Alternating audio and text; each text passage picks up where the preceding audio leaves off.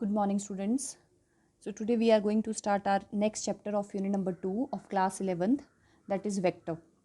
Okay, so we have already studied about the vector, that vectors are those physical quantities which has magnitude as well as directions. For example, displacement is a vector quantity because in displacement there is a direction also. A force, it is a vector quantity. Momentum, it is a vector quantity. आपने बस ये ध्यान रखना है कि vectors में हमें we have to show the direction also. ठीक है, किसी भी फिजिकल क्वांटिटी की you have to show the direction in case of vector. So in this chapter our first topic is how we can represent the vector. What is the basic representation of a vector. अगर आपने किसी भी vector को represent करना है, for example we have to represent the displacement, we have to represent the velocity, then what we have to do. So representation of a vector is like that. We have draw this symbolic representation जिसमें हमारे पास एक straight line हम join करते हैं और उस पर arrow लगा देते हैं. ठीक है, तो ये हमारे पास टेल है और ये हमारे पास हेड है. तो जब भी आपके पास कोई भी फिजिकल क्वांटिटी दी होगी जिसको आपने वेक्टर रिप्रेजेंट करना है, फॉर एग्जांपल आपने डिस्प्लेसमेंट लिखना है, तो आप क्या करोगे, डिस्प्लेसमेंट के ऊपर आप इस फॉर्म में एरो लगा दोगे. ठीक है, तो जब आप किसी भी फिजिकल क्वांटिटी के ऊपर इस तरह से एक एरो शो करते हो तो ये रिप्रेजेंट करता है कि that physical quantity is a vector. Okay, for example in this case मैंने ये चीज़ ली है कि इसकी लेंथ जो है, एक वेक्टर को मैं रिप्रेजेंट कर रही हूँ, इसकी लेंथ जो है मैंने ए बी लिखी है और एरो जो है वो उसकी डायरेक्शन शो कर रहा है कि let the direction of this physical quantity in this direction. ठीक है, तो एरो जो है वो डायरेक्शन शो कर रहा है. तो अब हमने इसको लिखना है, तो हम इसको कैसे लिखेंगे, जैसे मैंने लिखा ए बी, इसकी लेंथ जो है तो मैंने ए बी लिखा. ठीक है, और उसके ऊपर क्या लगा दिया मैंने, arrow. This arrow represent that A B is a physical quantity which is a vector. वो क्या चीज़ है, वो वेक्टर है. फॉर एग्जांपल एक और आपको एग्जांपल दे रही हूँ मैं. यहाँ पे मैंने क्या किया, सपोज करो दिस इज ऑरिजिन. यही चीज़ यही मैंने बनाई है. ठीक है, ये मेरे पास एक ऑरिजिन है and suppose a particle start moving in this direction and after some time the particle is at point A. वो ए पॉइंट पे आ गया. तो अब आपने बताना है कि उसने क्या चीज़ डिस्प्लेसमेंट, क्योंकि हम वेक्टर की बात कर रहे हैं तो distance is not a vector quantity, so we have to consider the displacement, क्योंकि हमने डिस्प्लेसमेंट की बात करनी है. तो यहाँ पे मेरे पास क्या है, वेक्टर को आप शो कर रहे हो, तो आपका जो पार्टिकल है उसने ओ से ए तक कितनी डिस्प्लेसमेंट कवर की है, मैंने एक्स लिखा है. ठीक है, या फिर हम उसको लिख सकते हैं ओ ए, जो उसकी लेंथ है ओ से ए तक, उसको हम डिस्प्लेसमेंट बोलेंगे. Let the value of that displacement is x, वो एक्स है. और एरो क्या चीज़ रिप्रेजेंट कर रहा है कि वो इस डायरेक्शन में मूव कर रहा है. Now you have to write the displacement. तो आप लिखोगे डिस्प्लेसमेंट कितनी है उसकी, ओ से लेके ए तक, तो मैंने उसको ओ ए लिख दिया. और डिस्प्लेसमेंट जो है वो वेक्टर क्वांटिटी है, तो मैंने ओ ए के ऊपर क्या लगा दिया, एरो. ये एरो जो है ये चीज़ सिंपली, अब ये एरो के साथ आपने कंफ्यूज नहीं होना कि डायरेक्शन इसी तरफ है. सिर्फ जब आप एक फिजिकल क्वांटिटी के ऊपर एरो लगा रहे हो तो वो सिर्फ यही चीज़ शो करता है कि वो वेक्टर है, यानी कि ओ ए जो है that is a vector quantity और इसकी वैल्यू कितनी है, एक्स. और एक्स क्या चीज़ है, डिस्प्लेसमेंट है, that is a vector quantity. तो आप एक्स के ऊपर भी क्या लगा दोगे, एरो. जब आप ऐसे रिप्रेजेंटेशन कर रहे हो तो ये एरो डायरेक्शन बताएगा. लेकिन जब आप एक फिजिकल क्वांटिटी के ऊपर एरो लगा रहे हो तो बिल्कुल कंफ्यूज नहीं होना है. ये एरो का मतलब ये नहीं कि डायरेक्शन इस तरफ है. ये एरो सिर्फ यही चीज़ रिप्रेजेंट कर रहा है कि ये जो आप नंबर लिख रहे हो वो कैसे हैं, these are vector quantities. Okay, तो जब भी आपने किसी भी फिजिकल क्वांटिटी को, फॉर एग्जांपल आपने फोर्स को रिप्रेजेंट करना है, तो फोर्स मेरे पास एक वेक्टर क्वांटिटी है, तो आप वेक्टर क्वांटिटी को क्या रिप्रेजेंट करोगे, ऊपर एरो लगा दोगे. तो ये मेरे पास क्या है, vector quantity. So it is the representation of any vector quantity. Okay, तो नेक्स्ट हमारे पास कुछ टर्म्स आती है इन केस ऑफ वेक्टर, बहुत सिंपल है, वो आपको देखनी है. ठीक है, जैसे फर्स्ट टर्म आती है हमारे पास इक्वल वेक्टर्स. तो यहाँ पे मैंने एस लगाया है, मतलब इक्वल वेक्टर में हम सिंगल वेक्टर नहीं लेते, दो वेक्टर होंगे. ठीक है, तो इक्वल वेक्टर्स क्या होते हैं, वो वेक्टर्स, क्योंकि आपको पता है वेक्टर में क्या चीज़ होती है, मैग्नीट्यूड भी होता है एज वेल एज डायरेक्शन भी होती है. तो यहाँ पे मैंने दो वेक्टर शो किए हैं. जैसे ये वेक्टर है जिसकी लेंथ मेरे पास यहाँ से यहाँ तक है. ठीक है, और उसकी लेंथ को मैंने ए के साथ रिप्रेजेंट किया है और एरो जो है वो डायरेक्शन शो कर रहा है कि इस वेक्टर की डायरेक्शन इस तरफ को है. सिमिलरली मैंने एक और वेक्टर शो किया है यहाँ पे जिसकी लेंथ यहाँ से यहाँ तक है. अब आप देख रहे हो इसकी लेंथ और इसकी लेंथ सेम है, लेकिन इसकी लेंथ को मैंने बी के साथ रिप्रेजेंट किया और इसकी डायरेक्शन भी इसी तरफ को है. तो मैंने इसकी लेंथ को बी के साथ रिप्रेजेंट किया और ऊपर क्या लगा दिया, एरो. अब इक्वल वेक्टर्स, हम उन वेक्टर्स को बोलते हैं जिन वेक्टर्स का मैग्नीट्यूड जो होता है वो आपस में सेम होता है. जैसे ए और बी का मैग्नीट्यूड यानी कि लेंथ जो है इसकी इन दोनों की लेंथ देखो इतनी और इतनी दोनों की बराबर है। जिन वेक्टर्स की मैग्नीट्यूड जो होता है वो सेम होता है और डायरेक्शन भी क्या होती है, सेम, एक ही डायरेक्शन में दोनों एक्ट करते हैं, तो those vector are said to be equal vectors, वो इक्वल वेक्टर्स होते हैं। तो यहाँ पे आपको दिख रहा है, यहाँ पे मैंने लिखा ए वेक्टर और ये बी वेक्टर है। अब इन दोनों की अगर मैं मैग्नीट्यूड की बात करूँ तो दोनों आपस में बराबर है, तो आप लिखोगे A vector is equal to B vector, ठीक है। तो दोनों का मैग्नीट्यूड आपस में बराबर है। साथ में मैंने यहाँ लगा दिया प्लस साइन, प्लस रिप्रेजेंट करता है डायरेक्शन को, तो यहाँ पे दोनों की डायरेक्शन सेम है, means plus sign indicate that both are acting in the same direction, very simple. और नेक्स्ट आता है कि इन दोनों के बीच में कितना एंगल बनता है, तो दोनों सेम ही डायरेक्शन में एक्ट कर रहे हैं। अगर एक इस तरफ जा रहा है तो दूसरा भी इसी तरफ जा रहा है, both are parallel to each other, ठीक है। तो angle in this case the angle between the equal vector is always equal to 0 degree, इसे 0 डिग्री का एंगल होता है, ठीक है। अब यहाँ पे आप एग्जाम्पल देखोगे कि इक्वल वेक्टर का क्या एग्जाम्पल है। फॉर एग्जाम्पल कोई एक पर्सन है, वो ईस्ट डायरेक्शन में मूव कर रहा है, ऐसे उसने 2 मीटर का डिस्टेंस कवर किया ओरिजिन से, ठीक है। कौन सी डायरेक्शन में मूव किया, in the east direction, okay. एक दूसरा में हमारे पास पर्सन है, उसने भी सेम पॉइंट से चलना शुरू किया और उसने भी ईस्ट डायरेक्शन में कितना डिस्टेंस कवर किया या डिस्प्लेसमेंट कवर की, 2 मीटर की। तो यहाँ पे जो आपका फर्स्ट पर्सन है, he is also covering a displacement of 2 meter and the second person is also covering a displacement of 2 meter in the same direction. So in this case we say that the displacement of these two person, ठीक है, जो displacement है, क्योंकि vectors की हम बात कर रहे हैं, पर्सन की बात नहीं कर रहे, वेक्टर की बात कर रहे हैं, तो दोनों ने तो सेम मैग्नीट्यूड कवर किया है और दोनों चल भी सेम डायरेक्शन में रहे हैं। तो ये जो डिस्प्लेसमेंट की दो टर्म्स आई है, ये दोनों हम क्या बोल सकते हैं, दीज आर इक्वल वेक्टर्स, जिनका मैग्नीट्यूड भी सेम है और डायरेक्शन भी क्या है, सेम है। और इन दोनों वेक्टर्स के बीच में कितने डिग्री का एंगल फॉर्म होगा, 0 डिग्री का एंगल फॉर्म होगा, very simple, okay. So our next term is negative vectors. क्या चीज़ है नेगेटिव वेक्टर, ऑपोजिट। यहाँ से एक मैंने वेक्टर ड्रॉ किया, उसकी लेंथ और सेकंड वेक्टर की लेंथ सेम है, बट एक जो है वो इस प्लस एक्स एक्सिस में काम कर रहा है, दूसरा माइनस एक्स एक्सिस में काम कर रहा है।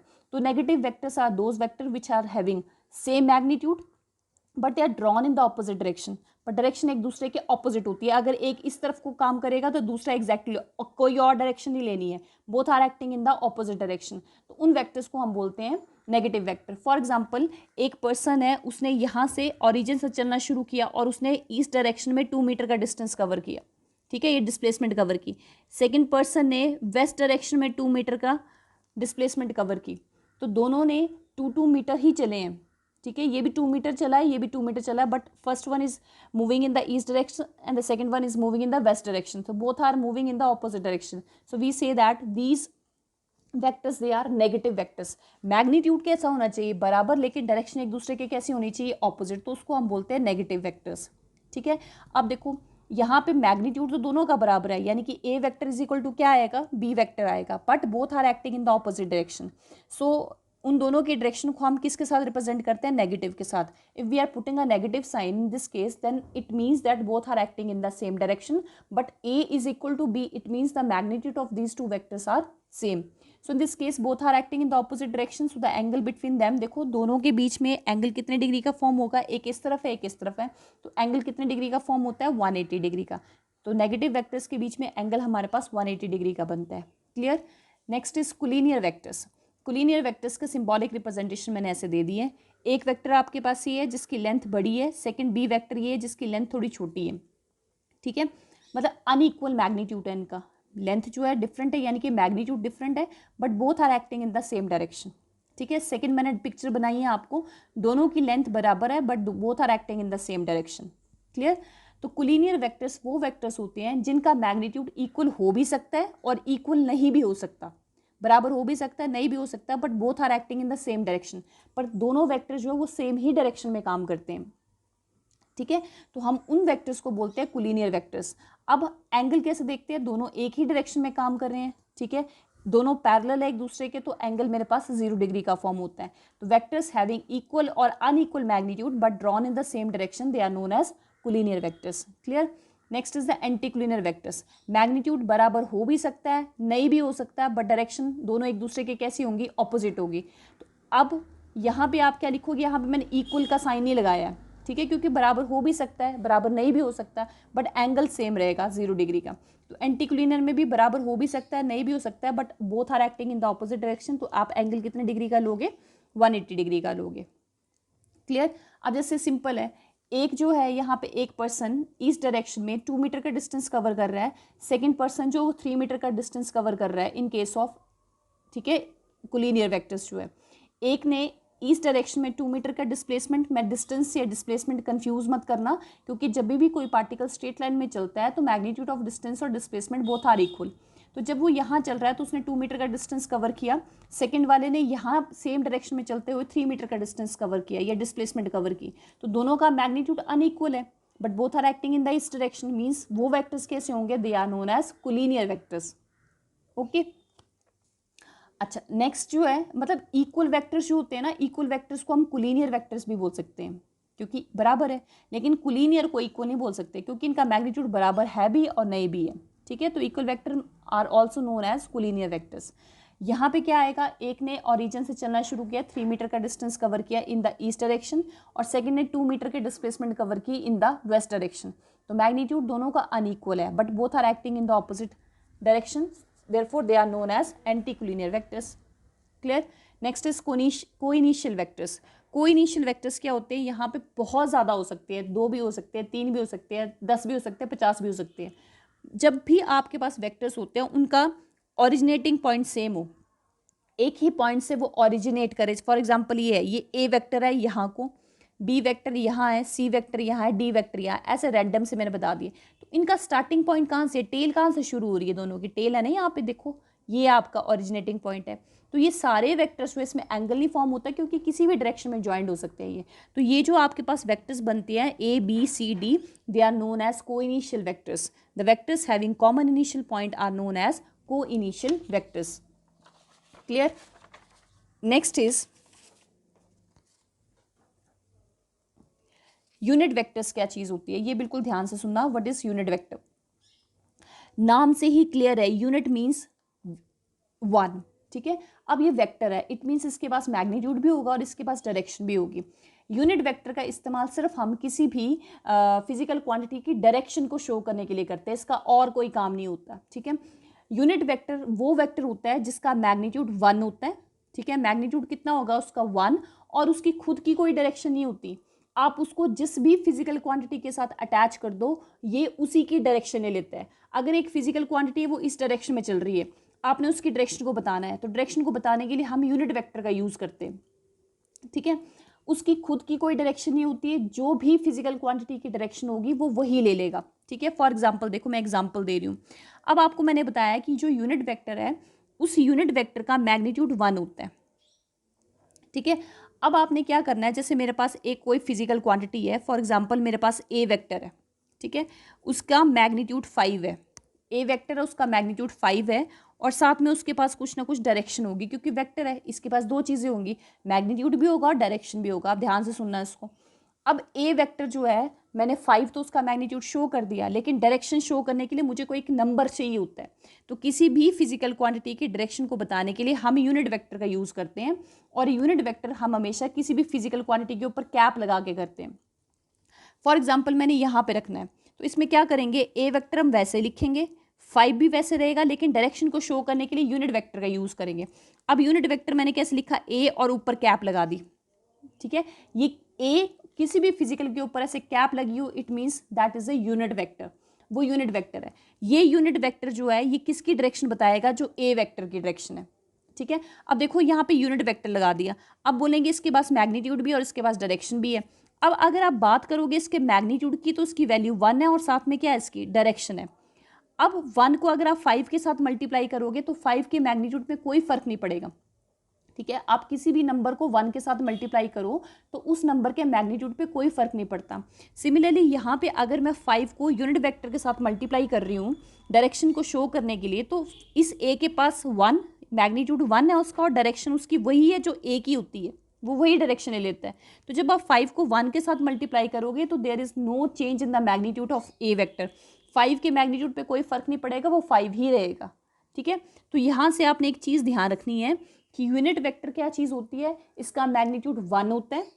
अगर आप इस यूनिट वेक्टर को किसी भी फिजिकल क्वांटिटी के साथ अटैच कर दोगे तो ये यूनिट वेक्टर उस फिजिकल क्वांटिटी के मैग्नीट्यूड को कोई इफेक्ट नहीं करेगा, क्योंकि उसका खुद का मैग्नीट्यूड 1 है। 1 को किसी भी नंबर के साथ मल्टीप्लाई करोगे तो that number will remain same, ठीक है, और उसकी खुद की कोई डायरेक्शन नहीं होती, ये उसी फिजिकल क्वांटिटी की डायरेक्शन ले लेता है जिस फिजिकल क्वांटिटी की डायरेक्शन को शो करने के लिए आपने उसको यूज़ किया। अब मैं एग्जांपल बताऊंगी, आपको क्लियर हो जाएगा। ठीक है, क्या चीज़ बताई मैंने, vector of unit magnitude and whose direction is same as that of the given vector is called unit vector. ठीक है, next, unit vector is only use to represent the direction of any given vector. और उसको represent कैसे करते हैं, किसी भी letter के ऊपर कैप लगा दो आप। ठीक है, तो यहाँ पे जैसे फॉर एग्जांपल मैं ए वेक्टर को रिप्रेजेंट कर रही हूँ, तो जब आप ए वेक्टर को रिप्रेजेंट करोगे it has magnitude and direction. अब जब आप कोई भी वेक्टर शो करते हो, ये आप ध्यान रखना, जैसे फॉर एग्जांपल आपके पास कोई भी वेक्टर है, जैसे ये वेक्टर है, तो इस वेक्टर के पास दो चीज़ें होंगी, एक होगा मैग्नीट्यूड और एक होगी हमारे पास डायरेक्शन। क्लियर, किसी भी वेक्टर के मैग्नीट्यूड को जब आप शो करते हो तो आप सिर्फ ऐसे लिखते हो एफ, इसके ऊपर एरो नहीं लगाओगे। अगर आप विदाउट एरो लिख रहे हो इट मीन्स आप एफ वेक्टर का सिर्फ मैग्नीट्यूड ही शो कर रहे हो। या फिर हम इसको ऐसे लिखते हैं, अगर आपने एरो लगा दी है तो उसके ऊपर मॉड लगा दो।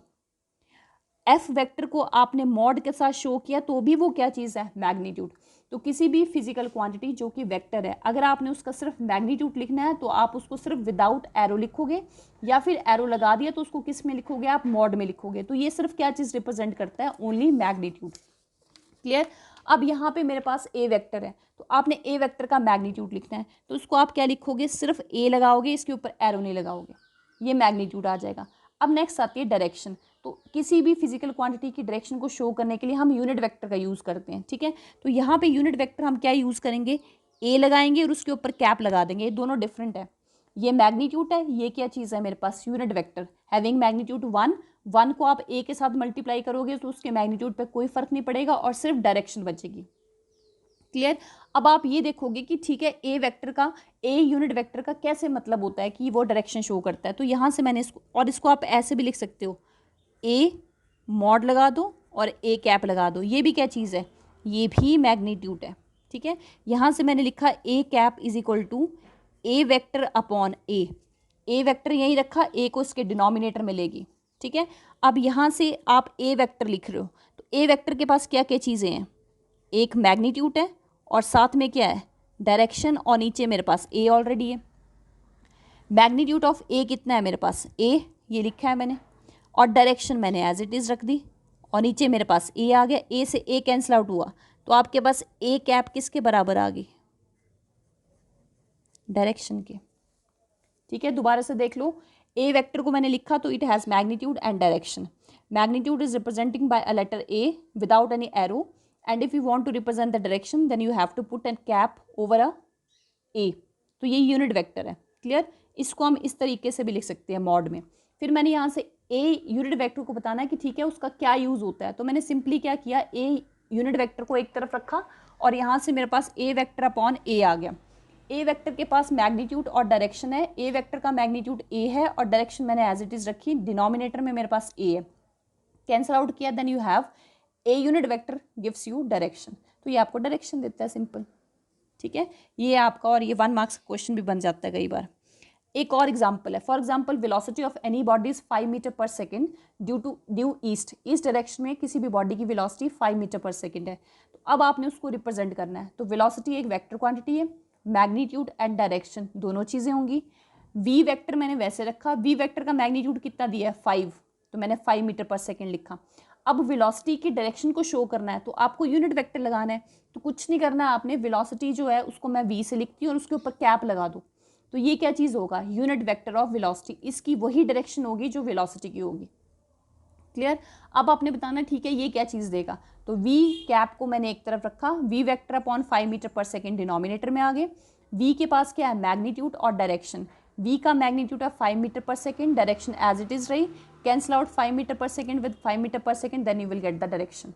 ठीक है, तो वी कैप आपको क्या चीज़ देती है, direction. It is very important, ठीक है, कि यूनिट वेक्टर आपको क्या चीज़ देता है, यूनिट वेक्टर सिर्फ आपको किसी भी फिजिकल क्वांटिटी की डायरेक्शन देता है। और अगर आपने, जैसे मैंने बोला बी वेक्टर को रिप्रेजेंट करो, ठीक है, जैसे आपको लिखा है बी वेक्टर रिप्रेजेंट करना है, तो आप सिंपल है बी मैग्नीट्यूड लिखो और बी के ऊपर क्या लगा दो, कैप लगा दो।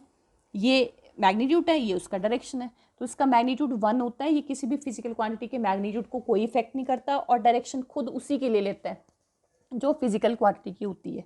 क्लियर, अब नेक्स्ट टॉपिक आता है आपके पास, नेक्स्ट वेक्टर्स आते हैं आपके पास ऑर्थोगोनल वेक्टर्स क्या चीज़ है, ठीक है। ऑर्थोगोनल यूनिट वेक्टर्स क्या चीज़ है। अब आपको पता है कार्टेशियन कोऑर्डिनेट सिस्टम आपने पढ़ा, you have 3 coordinates X Y and Z, ठीक है। तो आपको पता है एक्स भी अब ये ऐसे है, जेड जो है ऐसे बाहर की तरफ होते हैं, clear.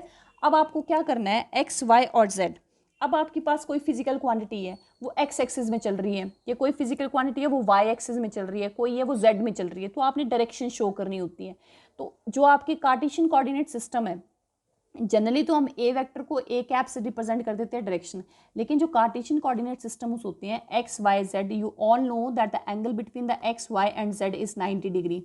They both are mutually perpendicular to each other, and in this case if you want to show the direction of x y and z, तो हम क्या करते हैं, 3 यूनिट वेक्टर्स यूज करते हैं, क्योंकि किसी भी चीज़ की डायरेक्शन को शो करने के लिए हमें यूनिट वेक्टर का ही यूज करना पड़ता है, ठीक है। तो हम 3 यूनिट वेक्टर यूज करते हैं आई, जे एंड के, ठीक है। If you want to represent the direction of X axis, तो एक्स एक्सिस की डायरेक्शन को रिप्रेजेंट करने के लिए हम आई कैप लगाते हैं, okay. If you represent the direction of Y then we use J cap, J unit vector represent the direction of Y axis. अगर आप किसी भी फिजिकल क्वांटिटी के साथ जे लगा रहे हो, इट मीन्स वो वाई एक्सिस में मूव कर रहा है।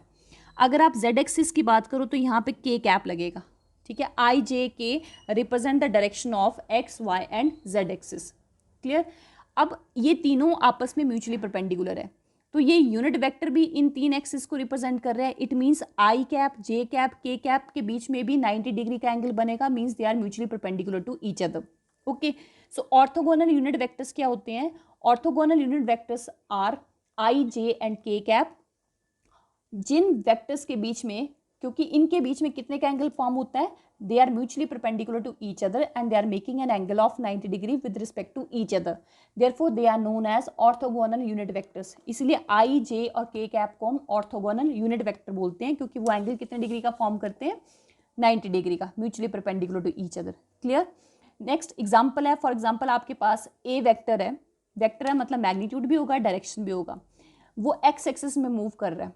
तो एक्स एक्सिस में आप उसको कैसे लिखोगे, तो ए वेक्टर है तो आपको पता है मैग्नीट्यूड और डायरेक्शन होगी, तो वो एक्स एक्सिस में चल रहा है, मैग्नीट्यूड तो उसका ए ही लिखोगे, लेकिन एक्स एक्सिस को रिप्रेजेंट करने के लिए आप क्या रिप्रेजेंट करोगे, आई कैप, ठीक है। अगर एक्स एक्सिस शो किए तो यहाँ पे ए कैप नहीं लगानी, क्योंकि एक्स एक्सिस को रिप्रेजेंट कौन करता है, आई कैप।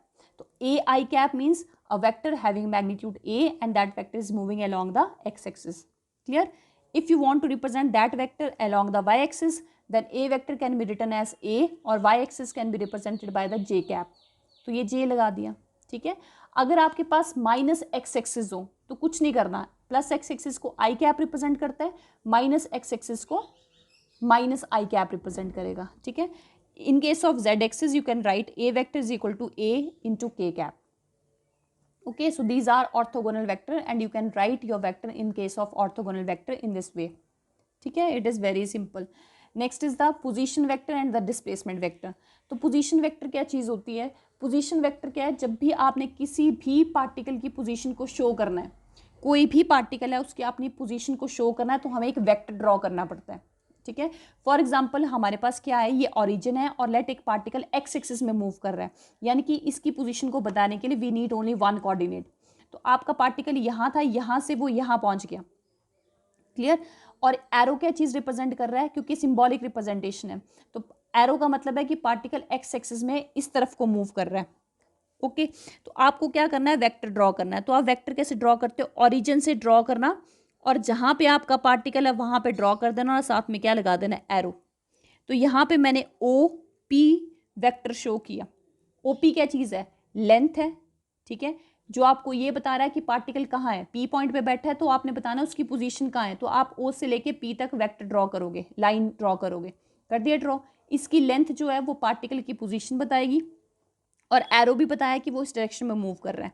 तो ये जो मैंने एक लाइन शो की अलोंग विद एरो, इस ओपी के ऊपर मैंने एरो लगा दिया। ये ओपी किसके बराबर है, देखो एक्स लिखा हुआ ना, एक्स के ऊपर एरो लगा देना, क्योंकि एक्स मेरे पास डिस्प्लेसमेंट है कि यहाँ से लेके यहाँ तक मूव किया। तो ये ओपी वेक्टर आपको क्या चीज़ रिप्रेजेंट कर रहा है, एक पार्टिकल की पोजीशन बता रहा है कि particle with respect to origin कहाँ बैठा है।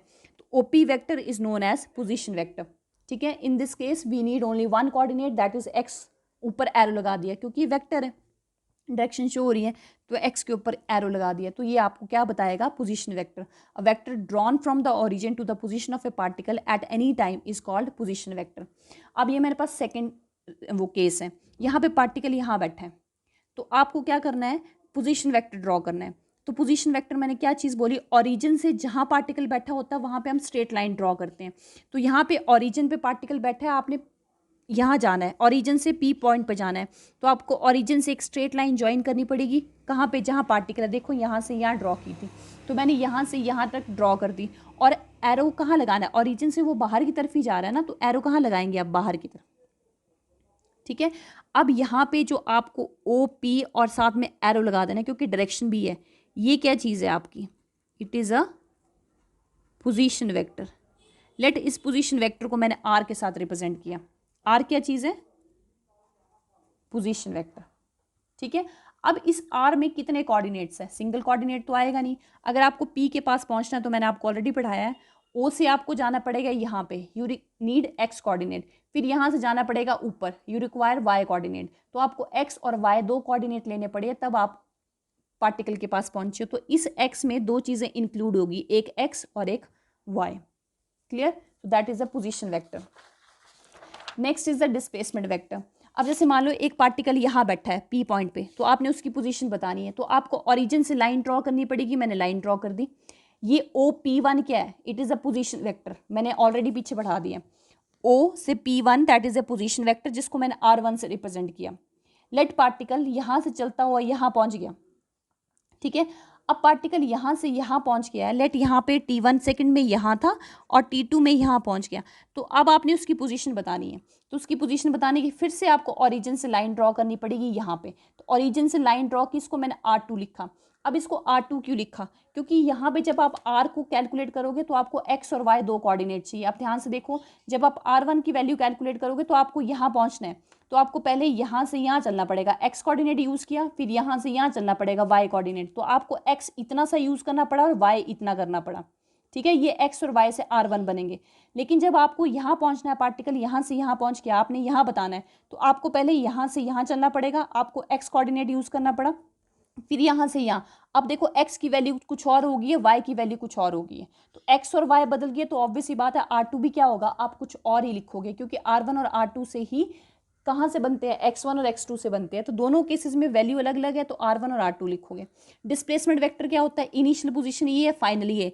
इनिशियल और फाइनल के बीच में जो आप सेगमेंट ड्रॉ करते हो, लाइन सेगमेंट, इनिशियल से फाइनल के बीच की जो स्ट्रेट लाइन सेगमेंट होती है, उसको हम डिस्प्लेसमेंट वेक्टर बोलते हैं। तो that is known as displacement vector. The displacement vector of a moving particle in a given time interval is directed line segment from the initial to the final. तो P1, P2 that is displacement vector is equal to R vector. It is a displacement vector. Clear? Initial और final के बीच का displacement vector होता है, और origin से particle कहीं पे भी बैठा